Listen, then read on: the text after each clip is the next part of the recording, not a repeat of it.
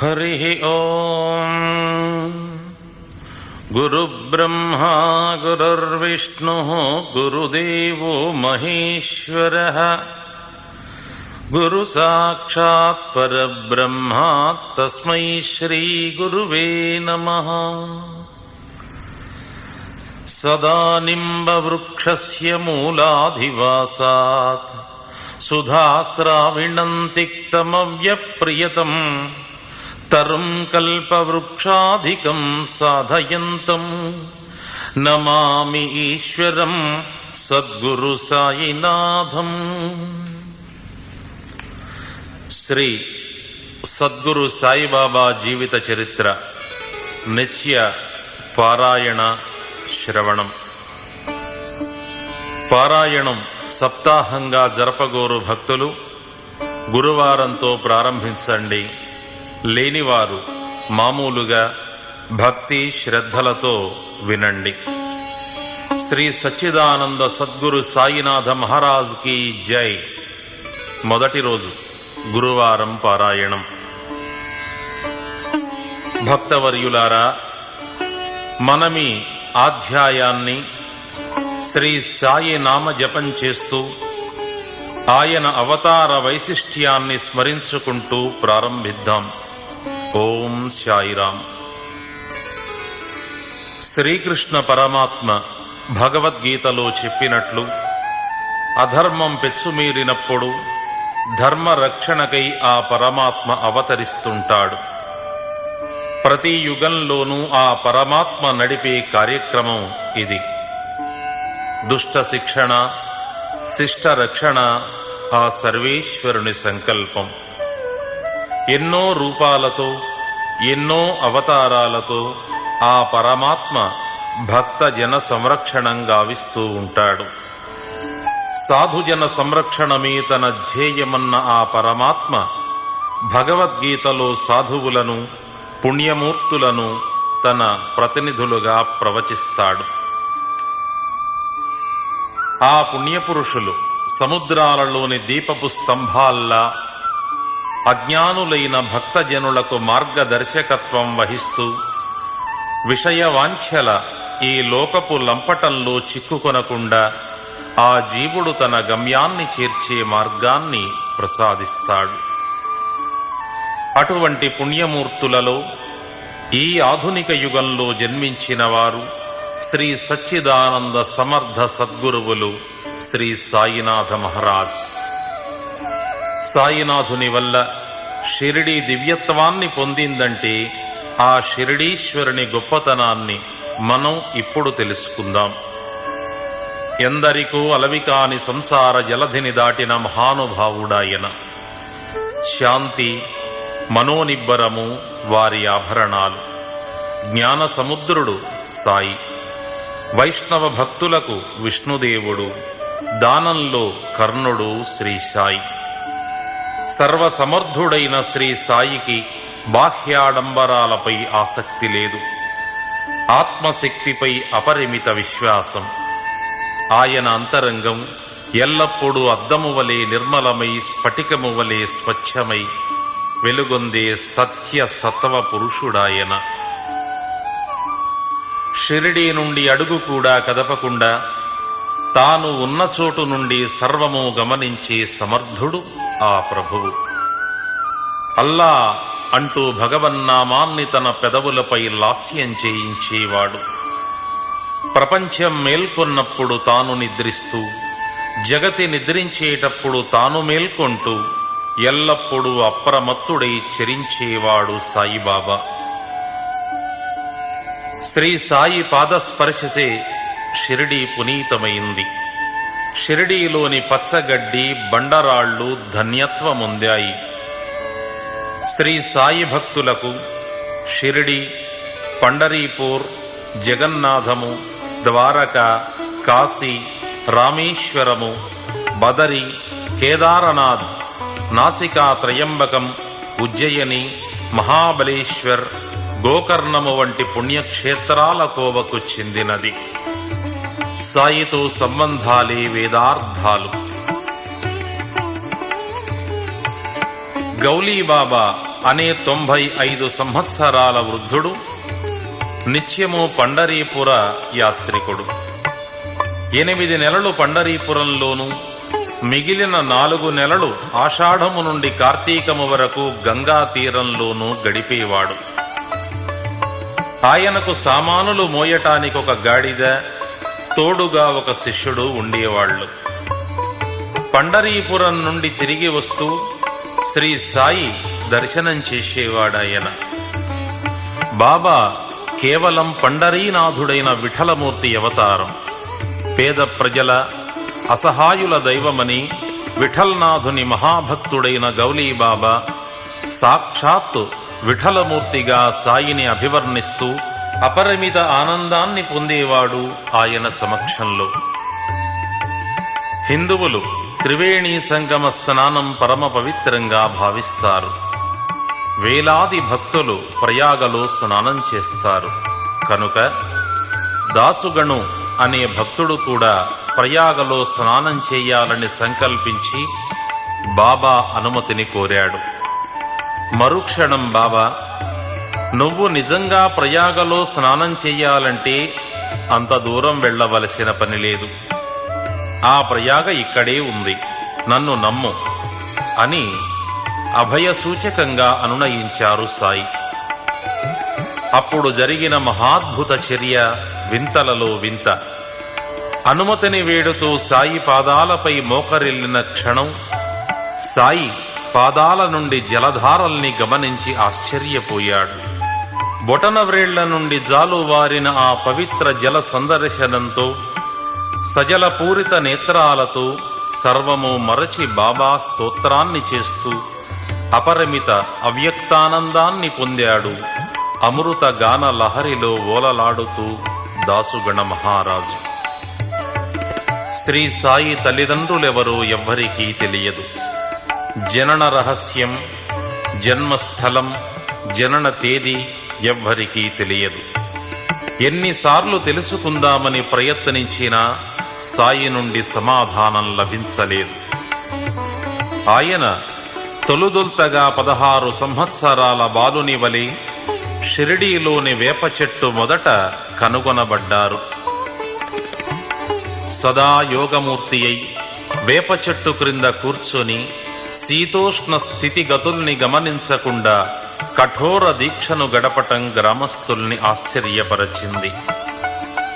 పగటిపూట ఒకరి సాహచర్యాన్ని గాని, రాత్రి భాగాన ఒంటరితనాన్ని కాని లెక్క చెయ్యకుండా సదా ధ్యానరూపుడైన బాలుడు ఎప్పుడు కళ్ళు తెరుస్తాడా అని ఆసక్తిగా ఎదురుచూసేవారు ప్రజలు. ఇటువంటి రోజులలో ఒకనాడు ఖండోబా అనగా ఈశ్వరుని యొక్క అంశ ఒకనిని ఆవహించగా ఆతృత కొద్దీ గ్రామస్తులు ఆ గణాచారిని ఇలా అడిగారు: దేవా, ఎవరీ బాలుడు? ఎక్కడ నుండి వచ్చారు? ఖండోబా వారి ప్రశ్నలకు సమాధానంగా ఒక పలుగు తెమ్మని, ఒక స్థలం చూపి అక్కడ త్రవ్వమని ఆదేశించాడు. త్రవ్వకం ప్రారంభించారు. అలా సాగగా సాగగా ఇటుకలు, ఒక నాపరాయి కనిపించాయి. ఆ రాయిని తొలగించగా ఒక గృహ, సన్నటి దారి కనిపించింది. ముందుకు సాగగా లోపల 4 దీపాలు వెలుగుతూ ఉన్నాయి. అవి ఒక యోగికి సంబంధించినవి. అక్కడ గోముఖ కట్టడాలు, కర్ర ఫలకాలు, రుద్రాక్షలు వంటి కొన్ని ఆభరణాలు కూడా కనిపించాయి. అప్పుడు ఖండోబా అన్నాడు: ఇక్కడే ఈ బాలుడు 12 సంవత్సరాలు యోగమూర్తి అయి చరించాడు తన తపస్సుతో. దాంతో ప్రజలు ఆ బాలుణ్ణి ఈ విషయం ప్రశ్నించటం ప్రారంభించారు. బాలుడు ఆ విషయాన్ని విస్మరించినట్లు నటిస్తూ, అది నా గురువుగారి సమాధి, ఆయన పవిత్ర ప్రదేశమది, దానిని జాగ్రత్తగా సంరక్షించండి అన్నాడు. బాలుని మాటతో గ్రామస్తులు దాన్ని తిరిగి యథాతథంగా మూసేశారు. ఆ తరువాత కొంతకాలానికి బాబా ఆ గ్రామం నుండి అదృశ్యమయ్యారు. కొంతకాలం గడిచిన తరువాత ఔరంగాబాద్ జిల్లా ధూప్ గ్రామస్థుడైన చాంద్ పాటిల్ తన ఔరంగాబాదు ప్రయాణంలో తాను అమితంగా ప్రేమించే గుర్రాన్ని పోగొట్టుకున్నాడు. 2 నెలలకు పైగా వెతకి విసిగిపోయాడతను. ఆశ వదులుకున్న అతను గుర్రపు జీనును భుజాన తగిలించుకొని తన స్వగ్రామానికి బయలుదేరాడు. దాదాపు 9 మైళ్లు నడచిన అతను మామిడి చెట్టు వద్ద కూర్చొని ఉన్న ఒక మనిషిని చూశాడు. నెత్తిన టోపీ, పొడుగాటి చొక్కా, చేతిలో షట్కాతో చిలుము తయారు చేసే ప్రయత్నంలో ఉన్నాడాయన. దారిన పోతున్న చాంద్ పాటిల్ను చూసి, ఏమిటలా జీను మోసుకు వెడుతున్నావు అడిగాడతను. సమాధానంగా పాటిల్ ఫకీరులా ఉన్న అతనితో జరిగింది చెప్పాడు. అలాగా, ఇక్కడే ఉంటుంది, వెతుకు, నీ గుర్రం దొరుకుతుంది అన్నాడు. ఫకీరు మాటలతో ఆశ చచ్చిపోయినా ఆసక్తిగా వెతికాడు పాటిల్. తాను జీవితంలో దొరకదు అనుకున్న గుర్రము చిత్రాతి చిత్రంగా గోచరించిందతనికి. ఆయన ఒక గొప్ప ఫకీరు అని తలచాడు చాంద్ పాటిల్. గుర్రంతో ఫకీరు వద్దకు వచ్చేసరికి చిలుము సిద్ధమైంది. కాని అది వెలిగించటానికి నిప్పు, సప్పి తడపటానికి నీరు మాత్రం కావలసి ఉన్నాయి. చేతిలోని షట్కాను నేల మీద కొట్టడంతో ఆశ్చర్యకరంగా అగ్ని ఉద్భవించింది. మరొక చోట కొట్టడంతో నీరు ఆవిర్భవించింది. ఆ వింత చర్యకు విస్తుపోతూ ఉండగానే ఫకీరు తానొకసారి చిలుమును పీల్చి తాగమని ఇచ్చాడు పాటిలుకు. ఆ మహామహునికి మనస్ఫూర్తిగా నమస్కరించి తన ఇంటికి వచ్చి ఆతిథ్యాన్ని స్వీకరించమని అభ్యర్థించాడు. అలాగేనని తల ఊపి ఆ మరునాడు పాటిల్ గృహానికి వెళ్ళి అక్కడ కొంతకాలము ఉన్నాడు ఆ ఫకీర్. ఈలోగా ధూప్ గ్రామాధికారి అయిన చాంద్ పాటిల్ బావమరిది కుమారుని వివాహము నిశ్చయమైంది. వధువు షిరిడీ గ్రామ కాపురస్తురాలు కనుక షిరిడీకి ప్రయాణ ఏర్పాట్లు చేస్తూ ఫకీరును కూడా తనతో రమ్మనమని ఆహ్వానించారు.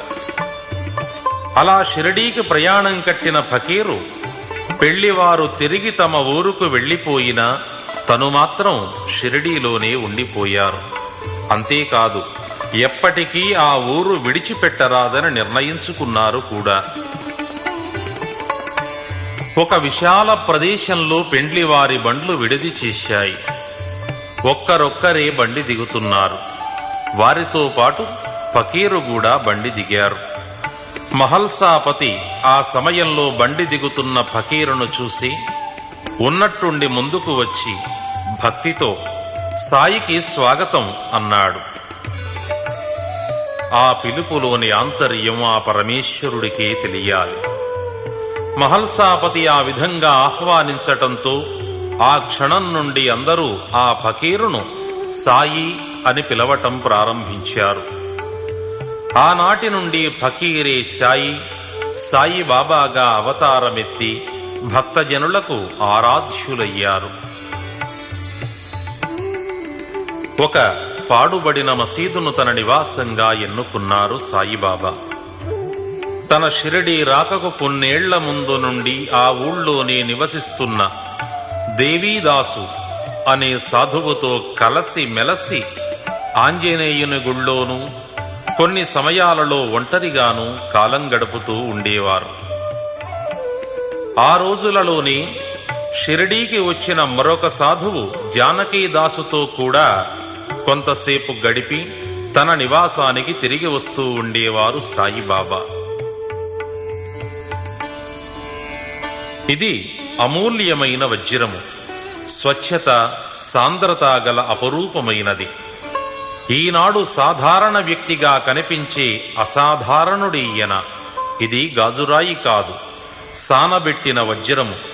ముందు ముందు మీరే గమనించగలరు ఈ జాతి వజ్రము యొక్క అద్భుత శక్తిని అని అక్కలకోట మహారాజు శిష్యుడు, యవల మఠాధిపతి అయిన ఆనందనాథ్ తన ప్రథమ వీక్షణంలోనే సాయిని చూస్తూ అన్నాడు. బాబా యువకునిగా ఉండే రోజులలో జుట్టును బాగా పెంచుకొని చూపులకు క్రీడాకారునిగా కనిపించేవాడు. 3 మైళ్లలో ఉన్న రహతాకు వెళ్ళినప్పుడు మాత్రం బంతి, గన్నేరు మొదలైన పూల మొక్కలను తెచ్చి పెంచటం మొదలుపెట్టారు. వామన్ తాత్య అనే ఓ భక్తుడు ఒక రోజున 2 మట్టి కుండలను తెచ్చి ఇచ్చాడు. బావి నుండి నీళ్లను తోడి ఆ పచ్చి కుండలతో బాబా స్వయంగా మొక్కలకు నీళ్లు పెట్టేవారు. సాయంకాలం ఆ మట్టి కుండలను వేప చెట్టు మొదట్లో పెట్టేవారు. పాపం, బాబా చేతుల నుండి విడివడిన మరుక్షణం ఆ పచ్చి కుండలు విచ్చిపోయేవి. ఆ మరునాడు మళ్లీ వామనతాత్య క్రొత్త పచ్చి కుండలనిచ్చేవాడు. ఈ విధంగా 3 సంవత్సరాలు గడిచాయి. సాయి సంరక్షణలో అక్కడొక చక్కని పూలతోట ఏర్పడింది. ఇప్పుడు ఆ ప్రదేశంలో శ్రీ సాయి సమాధి మందిర్ ఉండటంతో అసంఖ్యాక దేశ విదేశీయ భక్తులకు ప్రాణప్రదమైన కేంద్రంగా రూపొందిందది. ఖండోబా దేవాలయంలో ఉన్న ఉపాసనీ మహారాజ్ పాదుకలను కొన్ని మార్పులతో పద్మాలు, పువ్వులు, శంఖము ఆ పాదాల మీద చెక్కించి ఆ వేప చెట్టు గొప్పతనాన్ని, బాబా యోగశక్తిని ప్రకటించే శ్లోకాన్ని కూడా చెక్కించి తెలియజేశారు ఉపాసనీ మహారాజ్. ఇప్పుడు శ్రీ సాయి ఇతర కథలలోనికి వెళ్ళి ఆయన జీవిత గమనాన్ని గమనిద్దాం. షిరిడీలో ఉండే మహద్దీన్ తంబోలీతో కొన్ని విషయాలలో విభేదించి ఒకసారి అతనితో మల్లయుద్ధం గావించారు బాబా. స్వతసిద్ధంగా అతను మల్లయోధుడవటంతోనో లేక మన మహద్భాగ్యం కొద్దో సాయి ఆ మల్లయుద్ధంలో ఓడిపోయారు. ఆనాటి నుండి వేషభాషల్ని, జీవిత పంథాను మార్చివేశారు. పొడుగాటి అంగరఖ, లోపల లంగోటి, తలకొక గుడ్డ, కూర్చునేందుకు ఒక చిన్న కషాయి గుడ్డ, పడుకునేందుకు మరొక చిన్న గుడ్డ, పాత గుడ్డలతో పడుకునేందుకు ప్రక్కను ఏర్పాటు చేసుకున్నారు బాబా. పేదరికం రాజు కన్నా, దైవం కన్నా చాలా గొప్పది. కుబేరుని కన్నా కుచేలుడంటేనే భగవంతునికి అమిత ప్రేమ. ఇవి సాయి సాధారణంగా చెప్పే మాటలు. సాయి బాబాసాహెబ్ అను భక్తుని అమితంగా ప్రేమించేవారు. అతని తమ్ముడు నానాసాహెబ్కు చాలా రోజుల వరకు సంతానం కలగకపోవటంతో సాయిని సందర్శించమని చెప్పాడు బాబాసాహెబ్. శ్రీ సాయి ఆశీర్వాద బలంతో అతనికి సంతానం కలిగిందన్న విషయం తెలుసుకున్న ప్రజలు బాబా దర్శనార్థం రావటం ప్రారంభించారు. ఆయన కీర్తి అహ్మద్నగర్ వరకు వ్యాపించింది. అప్పటి నుండి నానాసాహెబ్ చందోర్కరు, కేశవ చిదంబర్లు షిరిడీకి వచ్చి శ్రీ సాయి దర్శనం చేసుకోవటం ప్రారంభించారు. బాబా పగలల్లా భక్తులతో గడిపి రాత్రిళ్లు పాడుబడిన మసీదులో విశ్రమించేవారు. దక్షిణాభిముఖంగా ధుని ముందు కూర్చొని ఎడమ చేతిని ప్రక్కన ఉన్న కట్టెలపై ఉంచుతూ సర్వము మరచి ఆత్మానంద స్వరూపుడై అల్లా మాలిక్ అంటూ మాటి మాటికి భగవన్నామాన్ని ఉచ్చరిస్తూ అంతర్లీనుడై ఉండేవారు సాయిబాబా. సాయిబాబాకు దీపాలంటే అమితమైన ప్రీతి. దుకాణదారుల వద్ద నుండి నూనె తెచ్చి మసీదులో దీపాలు వెలిగిస్తూ ఉండేవారు. ఒకసారి దుకాణదారులందరూ కలిసి సాయికి నూనె ఇవ్వరాదని నిశ్చయించుకున్నారు. అలవాటుగా నూనె కోసం వారి వద్దకు వెళ్లిన బాబా అందరూ ఒక్కుమ్మడిగా నూనె లేదు అనటంతో ఆ హఠాత్ సంఘటనకు నివ్వెరపోకుండా నిర్వికారంగా మామూలుగా మసీదుకు వచ్చేశారు. అయితే వర్తకులలో మాత్రం ఆసక్తి పెరిగింది. ఆయనను గమనించాలని నిశ్చయించుకున్నారు వారు. దొంగచాటుగా వచ్చి బాబా దీపం లేకుండా ఎలా ఉంటారో చూద్దామని పరిశీలిస్తున్నారు. తన సీనారేకు డబ్బాలో నీళ్లను పోసి దాన్ని సాయి త్రాగి కొద్ది నిమిషాల తరువాత ఆ నీటిని తిరిగి డబ్బాలో పోసి దానిని ప్రమిదలలో కొద్ది కొద్దిగా పోశారు నూనె వలె. దీపాలను యథాప్రకారం వెలిగించారు. ఇదంతా గమనిస్తున్న వర్తకులు సాయిని పిచ్చివాడిగా జమకట్టారు. అయితే వారినందరినీ ఆశ్చర్యచకితుల్ని చేస్తూ దీపాలు వెలిగాయి. అంతేకాదు, ఆ దీపాలు యథావిధిగా రాత్రి తెల్లవార్లు వెలుగుతూనే ఉన్నాయి. వర్తకుల కళ్ళు తెరవబడ్డాయి. తమ అజ్ఞానానికి నొచ్చుకుంటూ, తమ తప్పిదానికి బాధపడుతూ సాయిని కరుణించమని ఆయన పాదాలపై పడి శరణు వేడుకున్నారు వారు. సర్వస్య శరణాగతి అనటమే సాయికి మనం అర్పించదగిన నివాళి. ఈ సంసారిక శారీరక విశ్వ జలధిని దాటటానికి శ్రీ గురువుల సంపర్కం మానవులకు కావాలి. సద్గురువుల కటాక్షం మనకు లభిస్తే సర్వాపదల నుండి మనం బయటపడతాం. సద్గురువు అన్న పదము శ్రీ సాయికి సరిగ్గా వర్తిస్తుంది. బాబా వాక్కులు వినండి. నా భక్తుల ఇంట తిండికి బట్టకు లోటు ఉండదు, లేదు అన్న శబ్దానికి తావే ఉండదు. ఇదే నా అప్రమత్తతలోని ప్రత్యేకత. సదా నన్నే ధ్యానిస్తూ పూజిస్తూ నా కొరకు తపించు భక్తుల సర్వ కార్యాలను నేను నిర్వహిస్తాను. ఇది బాబా సూక్తి. ఇటువంటి అమృతవాక్కుల బాబా సత్య సందేశము నిత్య నూతనమైనది. సదా శ్రవణ మననాల గుర్తుంచుకో తగినటువంటిది. షిరిడి చాలా చిన్న గ్రామం. నీటి ఎద్దడి కూడా బాగానే ఉంది. ఆ ఊళ్ళో 2 బావులున్నప్పటికీ ఒకటి ఎండిపోవటానికి సిద్ధంగా ఉంటే మరొకటి ఉప్పు నీటి కషాయం. ఉత్సవాల సమయంలో తగినంత నీరు లభించదు. అయితే ఉప్పునీటి బావిలో బాబా పువ్వులు వేసి మంచినీటిగా మార్చారు. షిరిడీలో శ్రీరామ నవమి ఉత్సవాలలో బయలుదేరిన మరొక ఉత్సవం చందనమేళ. కోర్హలా నివాసి అయిన అమీర్ సెక్కర్ దలాల్ అనే ముస్లిం భక్తుడు ఈ చందన ఉత్సవాన్ని ప్రారంభించాడు. ఇది ప్రముఖ ముస్లిం ఫకీరుల నిమిత్తం జరపబడే అతి పవిత్రమైన ఉత్సవం. హిందువులు ముస్లిములు సమిష్టిగా ఐకమత్యంతో జెండా చందనోత్సవాల్ని కలిసికట్టుగా నిర్వహించటం ప్రారంభించారు. అదే ప్రకారం ఇప్పటికీ ఏ విధమైన మత సంఘర్షణలకు తావీయకుండా షిరిడీలో జరపబడుతోంది. ఐక్య సంఘటన రూప చందన పతాకోత్సవం, శ్రీరామనవమి ఉత్సవాలు. సాయి సంపర్కమే పీడిత జన పాపహరం. ఖండయోగ స్థితిలో అవయవాలను వేరు చేసి తిరిగి కలపటం, సమాధి స్థితిని చేరుకోవటం సాయికి ఉగ్గుపాలతో పెట్టిన విద్య. నువ్వు ఆయనను హిందువుగా తలిస్తే మహమ్మదీయునిగాను, ముస్లిముగా తలస్తే హిందువుగాను గోచరిస్తారు. ఆయన హిందువో ముస్లిమో ఎవ్వరికీ తెలియదు.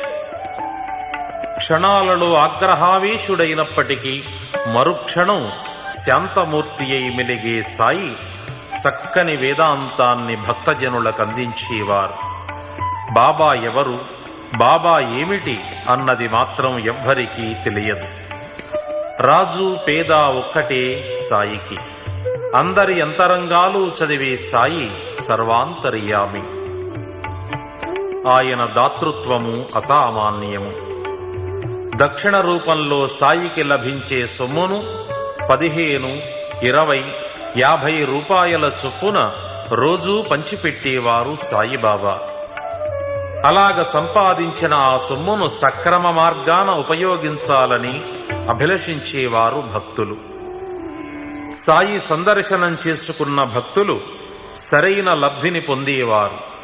కొందరు మానసికంగా పూర్ణత్వాన్ని పొందితే మరికొందరు తమ దుష్ట చింతనల నుండి విడివడి మానవతామూర్తులుగా తయారయ్యేవారు. అందరూ అసహ్యించుకునే కుష్ఠవ్యాధిని కుదిర్చారు సాయి. భక్తుల కోర్కెలు తీర్చటమే కాకుండా ఏ విధమైన ఔషధాలను ఉపయోగించకుండానే అంధులకు నేత్రదానం కూడా చేసేవారు సాయి. 1910వ సంవత్సరం నాటి కథ ఒకటి. ఆ రోజు దీపావళి పర్వదినం. బాబా ధుని ముందు కూర్చొని చలి కాచుకుంటున్నారు. ఆ విధంగా కొద్ది క్షణాలు గడిచాయి. ఉన్నట్లుండి బాబా కట్టెలకు బదులు తన చేతుల్ని ఆ అగ్నిహోత్రంలో ఉంచారు. సాయి తన చేతుల్ని ఉంచగానే కాలి బొబ్బలెక్కటం సాయి ప్రేమికుడు మాధవ, శ్యామ కూడా గమనించారు. ఏమిటి బాబా, ఏమయ్యింది? ఎందుకలా మీ చేతులను నిప్పులో పెట్టారు అని కంగారుగా ప్రశ్నించారు. కమ్మరి వాని భార్య కొలిమి దగ్గర తిత్తి కొడుతోంది. ఇంతలో భర్త పిలవటంతో తన ఒడిలో బిడ్డడున్నాడన్న ధ్యాసను కూడా మరచి పరిగెత్తిందామె. ఆ బిడ్డడు అగ్నిలో పడుతుంటే నా చేతులు చాచి ఆ కుర్రవాణ్ణి రక్షించాను. ఈ చెయ్యి కాలిందన్న బాధ లేదు నాకు. ఆ కుర్రవాడు జీవించాడు, అదే నాకు ఆత్మసంతృప్తి అన్నారు సాయిబాబా. చూశారా, మాతృమూర్తి తన పిల్లల సంరక్షణలో అలక్ష్యం చేయవచ్చు, కానీ భక్తజన పరిరక్షకుడైన సాయి మాత్రం తన భక్తజన సంరక్షణా దీక్షలో మాత్రం అలసత్వాన్ని చూపడని రూఢి అయింది. శ్రీ సాయి లీలలను వర్ణించటం వలన భక్తులకు అత్యంత ఆసక్తి, శ్రద్ధాభక్తులు కలగటమే కాకుండా బాబా మీద ఏర్పడే అత్యధిక గురు ప్రభావం వలన వారి పాపాలు పటాపంచలవటమే కాకుండా ఆత్మోన్నతిని పొంది ఇహపరాలు సులభంగా సంపాదించుకోగలుగుతారు. ఈ మహర్షి జీవితం తత్వమో, వేదాంతమో, మోక్ష సామ్రాజ్య పథ సుగమ మార్గమో చెప్పలేము. కానీ భక్తులుగా మనము సక్రమ పంథాలో పయనించటానికి లభించిన అత్యుత్తమ సుగమ సులభ మార్గం. ఓం శ్రీ సాయి. శ్రీ సాయి శరణమే సర్వులకు క్షేమకరం.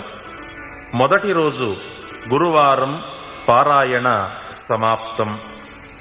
శ్రీ సచ్చిదానంద సద్గురు సాయినాథ మహారాజ్ కీ జై. ఓం శ్రీ సాయిరాం. రెండవ రోజు శుక్రవార పారాయణం.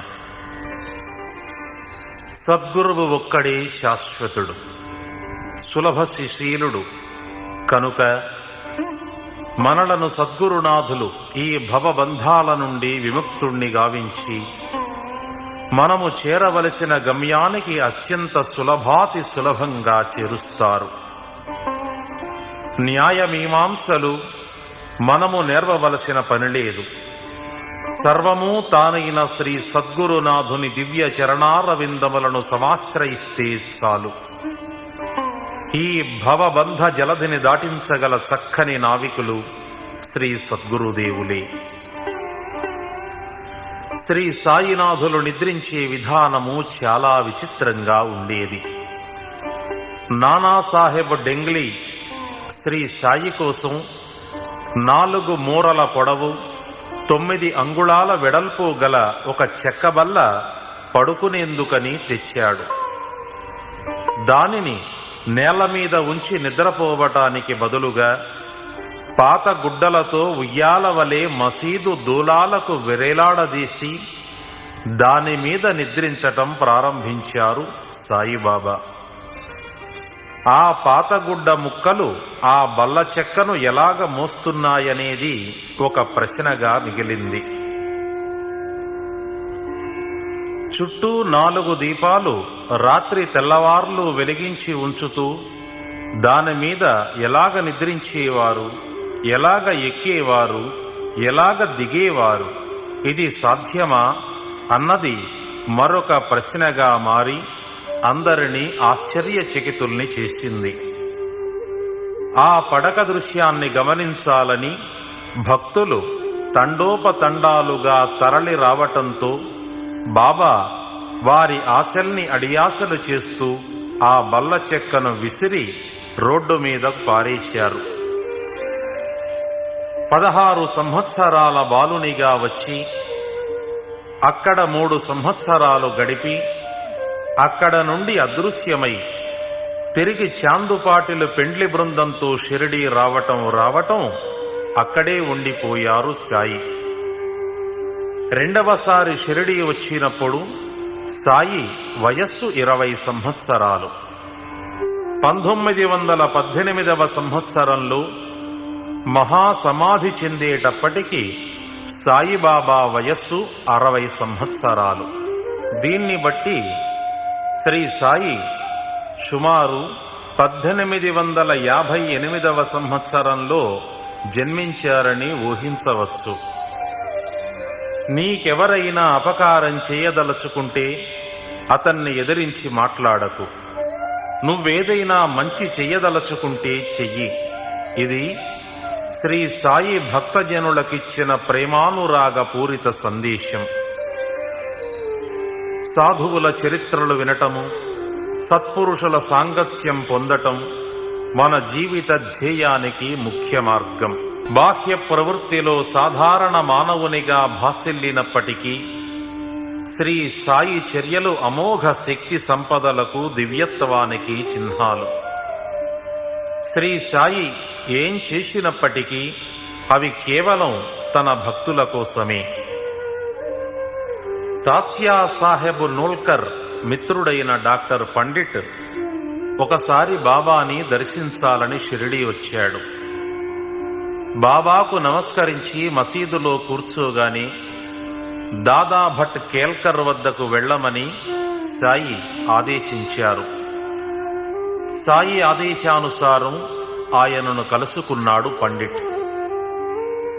ఆయనను ఎంతో ప్రేమాదరాలతో గౌరవించి తదుపరి ఇరువురు కలిసి శ్రీ సాయిని పూజించటానికి ద్వారకామాయికి వచ్చారు. దాదా భట్ యథావిధి తన పూజ పూర్తి చేసుకోగానే డాక్టర్ పండిట్ ఆ పూజా ద్రవ్యాల పళ్ళాన్ని తీసుకుని అందులో నుండి కొంత చందనాన్ని తీసుకొని బాబా నుదుట త్రిపుండ్రాలను గీశాడు. ఇంతవరకు శ్రీ సాయి లలాట భాగాన త్రిపుండ్రాల్ని వ్రాసిన వారెవ్వరూ లేరు. అందరినీ ఆశ్చర్యచకితుల్ని చేస్తూ డాక్టర్ పండిట్ తన పద్ధతిలో చేసే పూజా కార్యక్రమాన్ని శ్రీ సాయి ఎంతో శాంతంగా గౌరవించటంతో ఇతర భక్తులతో పాటు ఉత్తేజితుడైన దాదా భట్ ఆ రోజు సాయంత్రం వేళ శ్రీ సాయిని అడిగాడు. తన గురువైన రఘునాథ్ మహారాజుగా తనను తలచి డాక్టర్ పండిట్ తన పూజా విధి నిర్వర్తించటంతో నేను అతని మనోభీష్టాన్ని గౌరవించాను అని తన మౌనానికి తగిన వివరణ ఇచ్చారు సాయి. సర్వదా భక్తుల మనోభీష్టాన్ని గౌరవించే సాయి కొన్ని సమయాలలో మరీ వింతగా ప్రవర్తిస్తూ పూజా ద్రవ్యాల పళ్ళాలను విసిరివేసి ఉగ్రమూర్తిగా కనిపించే తరుణంలో సాయిని ఎవరు అనుసరించి ఆపగలరు? నవనీతం కన్నా మృదువైన హృదయంతో భక్తులను లాలించే సాయి అదే భక్తులను దూషిస్తూ నిరసిస్తూ ఉండేవారు. ఒకరోజు సాయంకాలం భయంకర తుఫాను ఛాయలతో ప్రారంభించి షిరిడీని అల్లకల్లోలం చేసిన రోజున సర్వజీవరాశులు ఆ హఠాత్ సంఘటనకు వెరచి తలదాచుకునేందుకు మసీదును శరణు పొందాయి. షిరిడీలో ఉన్న దేవతలు, గ్రామదేవతలు ఆ గ్రామ జీవులను రక్షించటానికి ముందుకు రాలేదు. సర్వజీవరాశిని సమాదరించే సాయిని తమ ప్రాణదైవంగా భావించే గ్రామస్థులు తమను రక్షించమని శరణు పొందటంతో భక్తజన ప్రియుడైన సాయి తన భక్త పరాధీనతను చాటుకుంటూ మసీదురు ముందర నిల్చుని దిక్కులు పిక్కటిల్లే మేఘ గంభీర స్వరంతో, ఆగు, నీ విలయతాండవం ఆపు, ప్రశాంతతను పొందు అని అరిచారు. ఆ స్వర తీవ్రతకు వరుణుడు అదిరినట్లుగా వర్షం ఆగిపోయింది. భయంకర వాయువులు తగ్గి క్షణాలలో తుఫాను వాతావరణం తొలగటమే కాదు, ఆకాశంలో చంద్రదర్శనమయ్యింది. హర్షాతిరేకాలతో తమను రక్షించి కాచి బ్రోచిన సాయిని సన్నుతిస్తూ సుఖంగా తమ గృహాలకు తరలి వెళ్లారు గ్రామస్థులు. మరో సమయంలో మధ్యాహ్నము 12 గంటల వేళ ధునిలోని అగ్నిహోత్రం ఉవ్వెత్తున జ్వాలలుగా లేచి మసీదు దూలాలను తాకటం ప్రారంభించింది. ఆ సమయంలో ఏం చెయ్యాలో తెలియని అయోమయ స్థితిలో పడిపోయారు అక్కడ ఉన్న భక్తజనులు.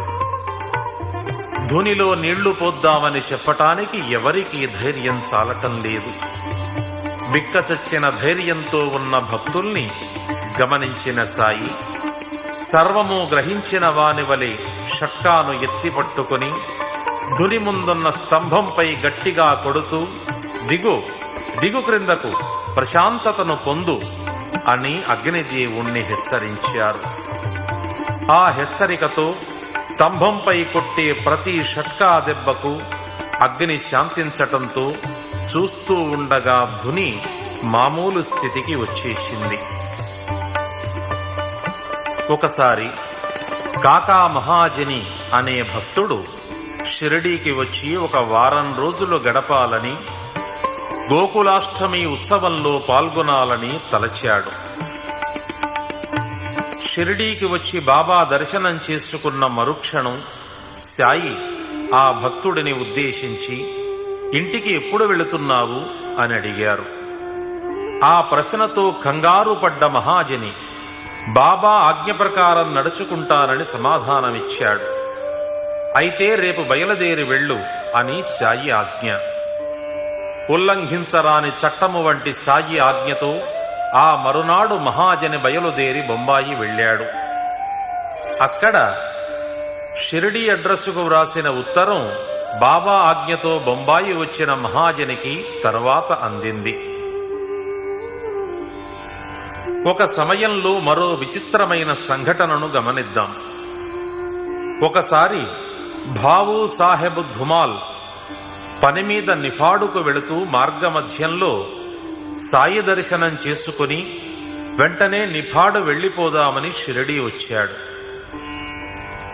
బాబా దర్శనం చేసుకుని ప్రయాణమవుతున్న ధూమాల్ను ఒక వారం రోజులు హాయిగా విశ్రాంతి తీసుకుని తీరికగా నిఫాడుకు వెళ్ళు అని ఆజ్ఞాపించారు సాయి. ఇక్కడ విచిత్రమేమిటంటే, నిఫాడులోని మెజిస్ట్రేటు ఉదర సంబంధమైన వ్యాధితో బాధపడుతున్న కారణంగా ఆ కేసు వాయిదా పడింది. నెలల తరబడి నడిచిన ఆ కేసులో 4 మెజిస్ట్రేట్లు మారారు. సాయి అనుజ్ఞతో వారం తరువాత వెళ్లినా కేసు గెలిచాడు. అతని కక్షిదారు నిర్దోషిగా తీర్పు ఇవ్వబడి రక్షించబడ్డాడని శ్రీ సాయి లీలలు ఎరిగి ఉన్న భక్తులకు ప్రత్యేకించి చెప్పనవసరం లేదు. మరో విచిత్రమైన సంఘటన. శుద్ధ శ్రోత్రియ బ్రాహ్మణుడు, సనాతనవాది, జ్యోతిషవేత్త, షట్శాస్త్ర పండితుడైన మూలే శాస్త్రి నాగపూర్లోని ఆనాటి కోటీశ్వరుడు శ్రీమాన్ బూటీని సందర్శించాలని షిరిడీకి వచ్చాడు. బూటీని కలిసిన తరువాత కొంతమందితో కలిసి అతను బాబాను దర్శిద్దామని మసీదుకు వచ్చాడు. ఆ సమయంలో అక్కడికి వచ్చిన మూలే శాస్త్రికి 4 అరటి పండ్లను ఇచ్చారు సాయిబాబా. బాబా చేతిని గాని జాతకాన్ని కాని చూడాలని తలంచిన మూలే శాస్త్రి సాయి ఇచ్చిన పండ్లతో తన నివాసానికి వెళ్లి తన నిత్యానుష్ఠాన అగ్నిహోత్ర కార్యక్రమాలను ప్రారంభించుతున్నాడు. ఆ తరువాత బాబా లిండికి బయలుదేరుతూ, కొద్దిగా కాషాయ రంగు తీసుకురండి, కాషాయ వస్త్రాల్ని తయారు చెయ్యాలి మనం అన్నారు. ఆ తరువాత కొద్దిసేపటికి బాబా మసీదుకు తిరిగి వచ్చారు. మధ్యాహ్న ఆరతి కార్యక్రమాలు ప్రారంభమవుతున్నాయి. ఆ క్షణంలో బాబా ఆ క్రొత్త బ్రాహ్మణుని దగ్గర నుండి నేను ఇమ్మన్నానని దక్షిణ అడిగి తీసుకురండి అని ఆదేశించారు. సాయి ఆదేశంతో తనంతట తానుగా బూటీ బయలుదేరి మూలే శాస్త్రికి బాబా ఆదేశాన్ని తెలియపరిచాడు. ఆలోచనలో పడ్డ శాస్త్రి తన నిత్యకర్మలో పూర్తి కాకముందే బాబా దగ్గరకు బయలుదేరాడు. బాబా నిత్యము కూర్చున్న ప్రదేశంలో తన గురుదేవులు స్వర్గీయ హోలప్ స్వామీజీ దర్శనమియ్యటంతో తన ఉనికిని, పరిసరాలను మరచిపోయాడు. అది కలో, నిజమో, భ్రమో, సత్యమో గుర్తించలేని అయోమయావస్థలో మసీదులోనికి తన గురుదేవులు ప్రవేశించటమేమిటి? రకరకాల ఆలోచనలకు స్వస్తి చెప్పి శ్రీ గురు చరణాలకు తన నిజభక్తిని ప్రకటించుకుని ముదముందాడు. ఒక ప్రక్కన సాయికి హారతి జరుగుతూ ఉంటే మూలే శాస్త్రి తన గురునామాన్ని గంభీర గళంతో గానం చేస్తూ తన్మయుడవుతున్నాడు. మరొక సందర్భంలో ఒక గ్రామాధికారి తన డాక్టరు స్నేహితునితో కలిసి షిరిడీ వచ్చాడు. అయితే శ్రీరామ భక్తుడైన ఆ డాక్టరు సరదాగా వస్తాను కానీ తనను మసీదుకొచ్చి సాయిని దర్శించమని అడగరాదని మరీ షరతు పెట్టి వచ్చాడు. అలాగా అంటూనే సాయిని దర్శించిన అతను మరింత ఆశ్చర్యపడుతూ, ఈయనను మహమ్మదీయుడని ఎవరన్నారు? యోగపురుషుడైన అవతారమూర్తి అని ఒక స్థిరమైన అభిప్రాయాన్ని ప్రకటించాడు. నీవు ఎల్లప్పుడూ సాయి సాయి అని నన్ను గుర్తించుకునేటట్లయితే సప్త సముద్రాల్ని దాటిస్తాను. నా మాట నమ్మండి, మీరు లబ్ధిని పొందుతారు. నన్ను స్తోత్రాలతో కొలవనవసరం లేదు. అష్టోత్తర షోడశోపచార పూజలవసరం లేదు. పరిపూర్ణ భక్తి ప్రపత్తులు విలసిల్లే ప్రదేశం నా ఆవాసం. బాలగణపతి షిండే అనే భక్తుడు విపరీతమైన మలేరియా జ్వరంతో బాధపడుతూ ఎన్నో రకాల మందుల్ని వాడాడు. కషాయాలు సైతం త్రాగాడు. అయినా వ్యాధి తగ్గకపోయేసరికి అతను షిరిడీకి వచ్చి సాయిని ఆశ్రయించాడు. భక్తజన రక్షకుడైన సాయి అతన్ని లక్ష్మీదేవి ఆలయం వద్దనున్న నల్ల కుక్కకు పెరుగన్నం పెట్టమన్నారు. అది ఎలాగ నిర్వహించాలో తెలియక ఆలోచిస్తూ ఇంటికి వెళ్లేసరికి పెరుగు, అన్నము రెండూ కనిపించాయి. పెరుగన్నము తయారు చేసి బాబా ఆదేశం మేరకు లక్ష్మీదేవి ఆలయానికి వెళ్లేసరికి అక్కడ ఒక నల్ల కుక్క కనిపించింది. దానికి పెరుగు అన్నం తినిపించాడు. అది శుభ్రంగా తినేసింది. ఆ క్షణం నుండి మందులతో వీసమెత్తైనా తగ్గని మలేరియా వ్యాధి మటుమాయమైపోయింది.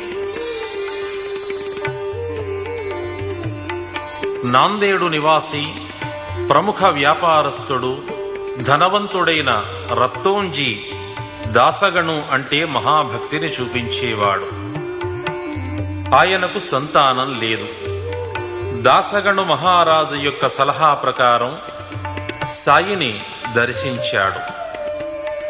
శ్రీ సాయిబాబా యొక్క దివ్యానుగ్రహాన్ని పొంది సంతానాన్ని పొందగలిగాడు.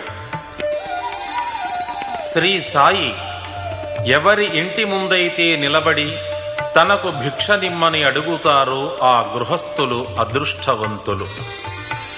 శ్రీ సాయి పాదాల తాకిడికి ఆయన ఆటపాటలతో దినచర్యలతో పవిత్రమైన షిరిడి అదృష్టవంతురాలు.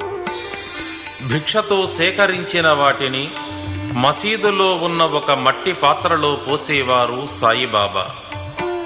రుచి, వాసనల సుఖదృష్టి, జిహ్వ చాపల్యమెరుగని భిక్షామూర్తిగా కాలం గడిపే సాయి తన మట్టి పాత్రలోని ఆహారాన్ని మసీదు ముందర కూర్చుని ఓ తల్లి 10-12 రొట్టె ముక్కలను తీసుకుని వెళుతూ ఉంటే కసురుకోలేదు. కుక్కలు, కాకులు, పిల్లులు హాయిగా ఆరగించినా ఏవగించుకోలేదు.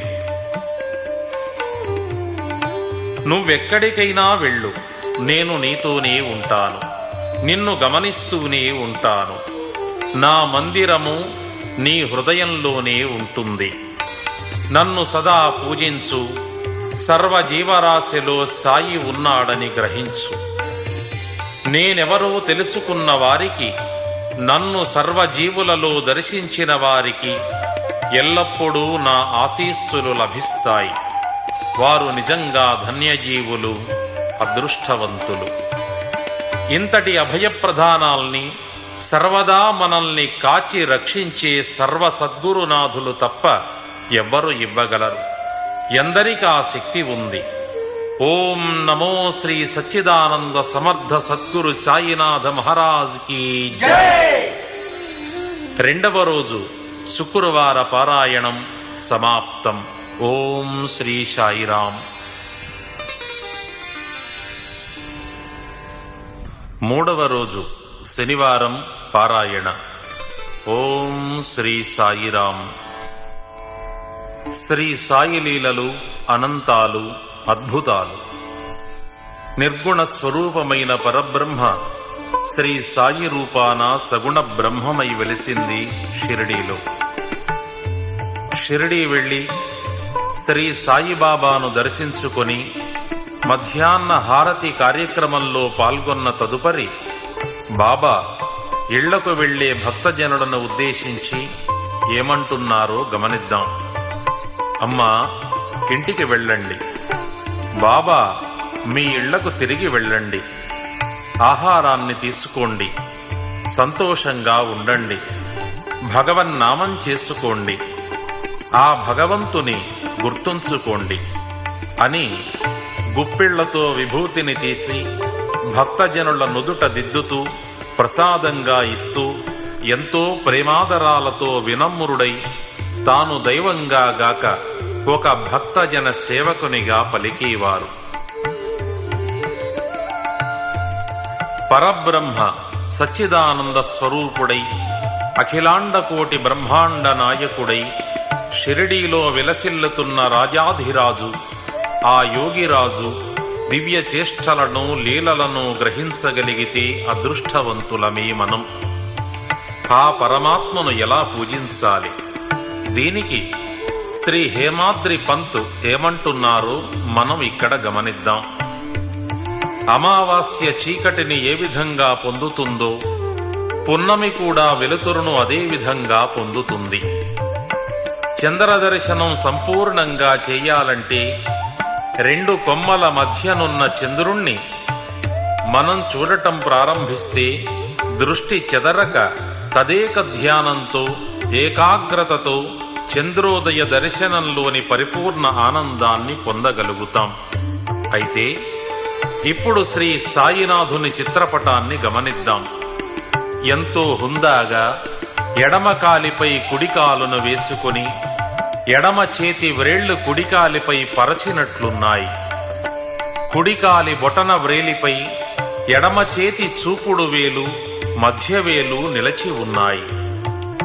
ఆ వ్రేళ్ల మధ్యగా మనం శ్రీ సాయిని దర్శించాలని తలంచి ఏకాగ్రతతో అభ్యసిస్తే పూర్ణ చంద్రోదయాన్ని దర్శించినట్లు సద్గురునాథుని కరుణా కటాక్ష వీక్షణాలను పొందగలము.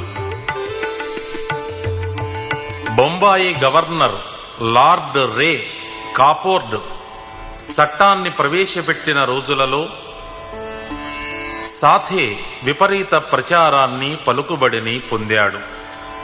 అటువంటి సాథే వ్యాపారంలో దెబ్బతిని విపరీత నష్టానికి గురై జీవితం మీద రోసినట్లు చింతిస్తూ మానసిక వ్యధకు గురయ్యాడు. అతని కష్టదశ గమనించిన కొందరు భక్తులు షిరిడీ వెళ్లి శ్రీ సాయిబాబాను శరణు పొందమని సూచించారు. బాబాని దర్శించిన మరుక్షణం నుండి గురు చరిత్ర పారాయణ ప్రారంభించాడు సాథి.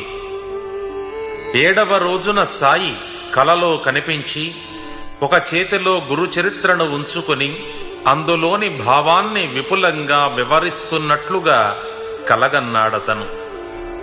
ఆ స్వప్న దృశ్యాన్ని కాకాసాహెబ్ దీక్షితుకు వివరించి, 1 సప్తాహం చాలునా, ఇంకా చేయాలా, ఈ కల ద్వారా సాయి సందేశమేమిటో తనకు అర్థమయ్యేటట్లుగా వివరించమని కోరాడు.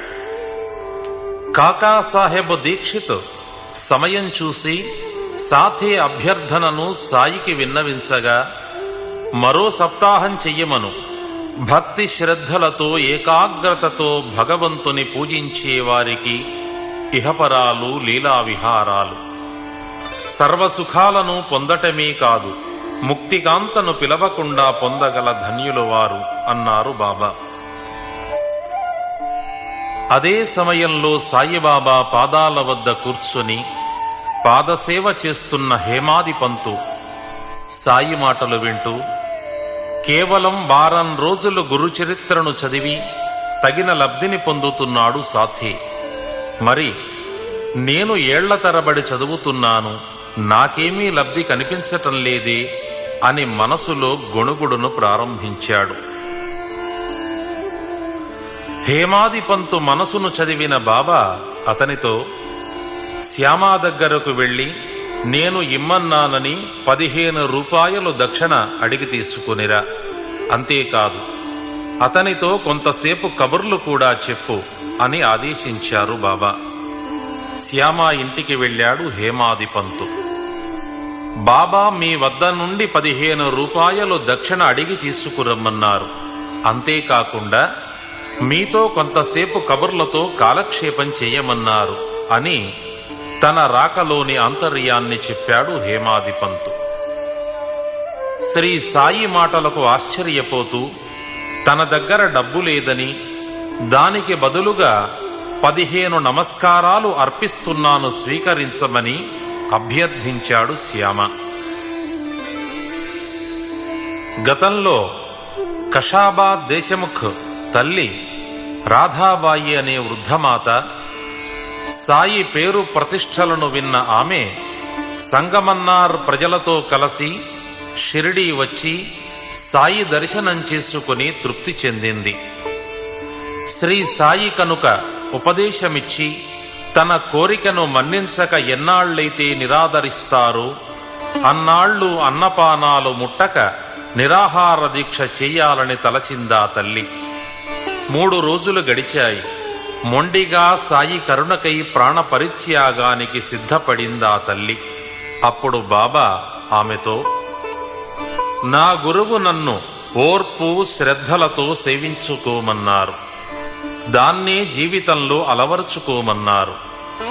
ఓర్పు శ్రద్ధ అప్పచెల్లెళ్ళు. వారిని పొందగల భాగ్యవంతులు కేవలం గురుకృపాపాత్రులు మాత్రమే. తాబేలు తన పిల్లలను ఏ విధంగానైతే ప్రేమామృత చూపులతో కాచి రక్షించుతుందో అదేవిధంగా శ్రీ గురుదేవుల ప్రేమామృత దృక్కులు నన్ను సదా కాపాడుతూ ఉండేవి.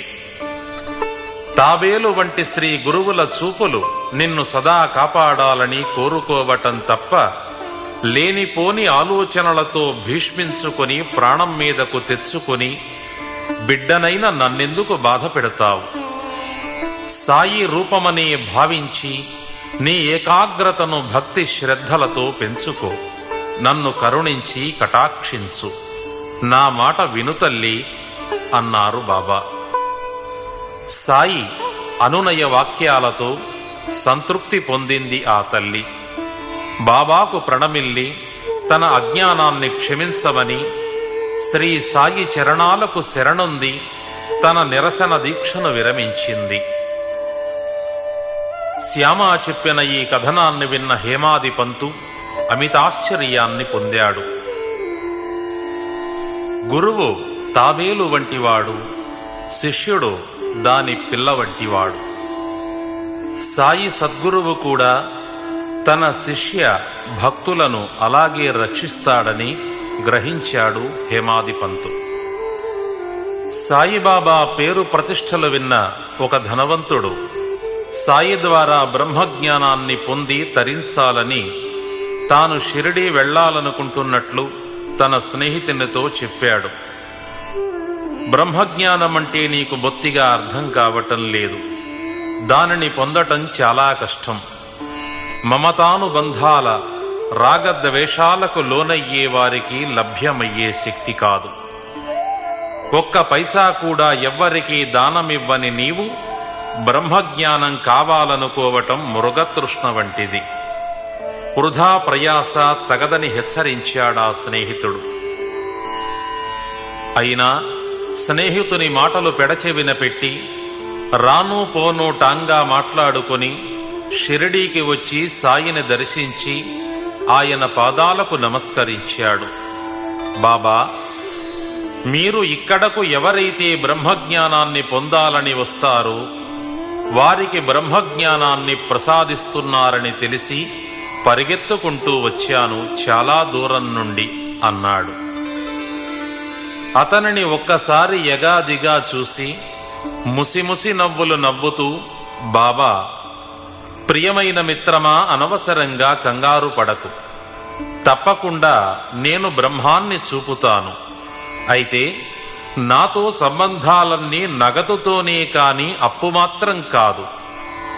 నా దగ్గరకు ఎందరో ధనం కావాలని, ఉద్యోగాలు కావాలని, పిల్లలు కావాలని, ఇల్లు వాకిలి కావాలని వస్తున్నారే తప్ప బ్రహ్మజ్ఞానం కావాలని నీలాగా వచ్చే మనుషులు అరుదు.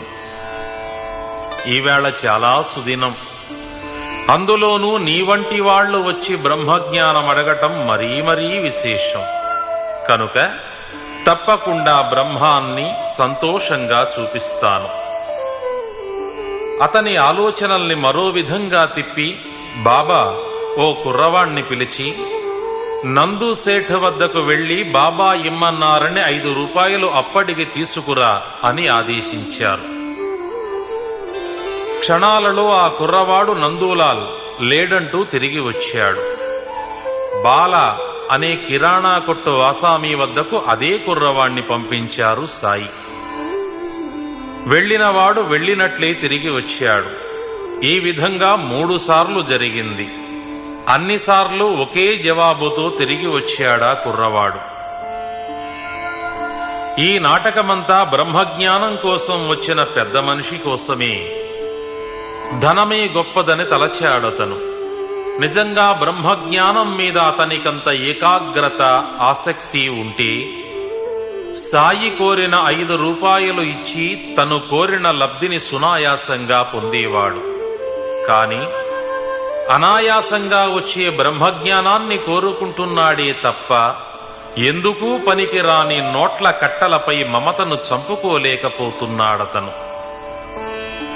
ప్రశాంతత లేని మనసుతో చిరాకు పడుతూ, సాయి, ఏదీ బ్రహ్మం, బ్రహ్మజ్ఞానము ఎక్కడ అని ప్రశ్నించాడా ధనవంతుడు. ఎంతో తేలికగా, సులువుగా నీకర్థమయ్యే పద్ధతిలో నడిచింది ఈ కథ యావత్తు. పిచ్చివాడా, బ్రహ్మాన్ని మనం సాధించాలంటే సంయమనం కావాలి. పంచేంద్రియాలను పరమేశ్వరునికి అర్పించాలి. పంచగుణాల తత్వము తెలుసుకొని సర్వము విడిచి అన్నీ మరచి సదా ఆ సర్వేశ్వరుని సంస్మరించే వారికి లభ్యమయ్యేది బ్రహ్మజ్ఞానం. ఏ సాధన లేకుండా సులభంగా సాధించటం సాధ్యం కాదు. నీ జేబులోని నోట్ల కట్టలను బ్రహ్మంతో కలిసి గుండ్రంగా మడతబెట్టు. లోభము, పేరాశల నుండి విముక్తి పొందనిది నిజమైన బ్రహ్మాన్ని పొందలేవు, కాంచలేవు. ధనకాంక్ష ఒక సుడి, మదమాత్సర్యాలు మొసళ్ళు. నిష్కాముడు మాత్రమే సర్వ ఆపదల నుండి బయటపడే సుఖజీవి. అత్యాశ, బ్రహ్మజ్ఞానము పరస్పర విరుద్ధమైన శత్రువులు.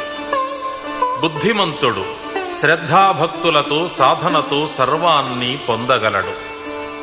నేను ఎవరు ఏది కోరినా ఇవ్వగలను, ఇస్తాను.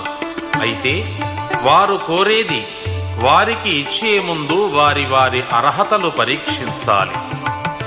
ఆ పరీక్షల ఫలితమే వారి పుణ్యకర్మలై కోరిన వారి కోర్కెలు ఫలవంతమవుతాయి. నా మాటలను జాగ్రత్తగా విని తదనుగుణంగా నడుచుకున్నట్లయితే నీ కోర్కెలు నెరవేరి సాధనతో సర్వము సమకూరగలవు. ఈ సత్యవాక్యాలు సర్వదా మననం చేసుకో. ఇక్కడ మసీదులో కూర్చొని ఎప్పుడూ అబద్ధమాడను. అతిథి పూజ చేసేటప్పుడు అతిథితో పాటు అక్కడున్న వారికి కూడా గౌరవ మర్యాదలు, తగిన ఆతిథ్యము లభిస్తుంది. ఆ ధనవంతునితో పాటు ఆయన పేరుతో అక్కడున్న భక్తులందరూ ఈ ఆధ్యాత్మిక విందులో పాల్గొని తరించారు. శ్రీ సాయినాథుని ఆశీస్సులతో జ్ఞాననేత్రము విచ్చుకున్న ఆ పెద్ద మనిషి ఆత్మానందంతో గృహోన్ముఖుడయ్యాడు. నిజంగా శ్రీ సాయిని పొందిన ఈ దేశం ధన్యమైనది. ఈ వసుధ ఆశీర్వదించబడింది. ఈ వెలలేని శుద్ధ స్వచ్ఛ అనర్ఘరత్నాన్ని కన్న తల్లిదండ్రులు అదృష్టవంతులు. మీదు మిక్కిలి పరమ పవిత్రమూర్తులు.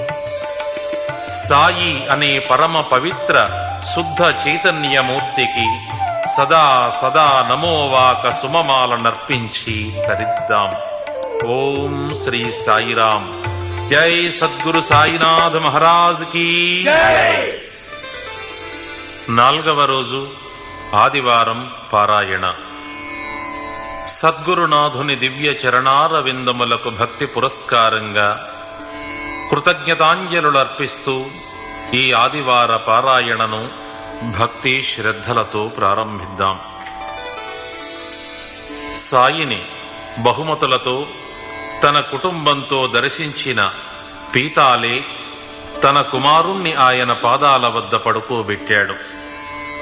బాబా చూపులు ఆ పిల్లవాణ్ణి గమనించేంతలోగా కనుగ్రుడ్లు తేలవేస్తూ నురగలు కక్కుకుంటూ శ్వాస ఆడటం చాలా కష్టంగా అనిపించటంతో తల్లిదండ్రులు భయపడిపోతూ ఆ ఉపద్రవానికి కలవరపడసాగారు. మూర్ఛరోగి అయినప్పటికీ ఆ పిల్లవాడికి ఇప్పుడు వచ్చిన మూర్ఛ చాలా తీవ్రమైనదవటంతో పరిస్థితిని సంపూర్ణంగా గ్రహించిన సాయి ఊరికే కంగారు పడకుండా కాస్త ఓపిక పట్టండి, పిల్లవాణ్ణి మీ బసకు తీసుకువెళ్ళండి, అరగంటలో స్వస్థతను పొందుతాడతను. నమ్ముకున్న వాళ్లను నట్టేట్లో ముంచేవాడు కాదు ఈ సాయి అని అభయపూర్వక బాబా అనునయ వాక్యాలు పలికారు.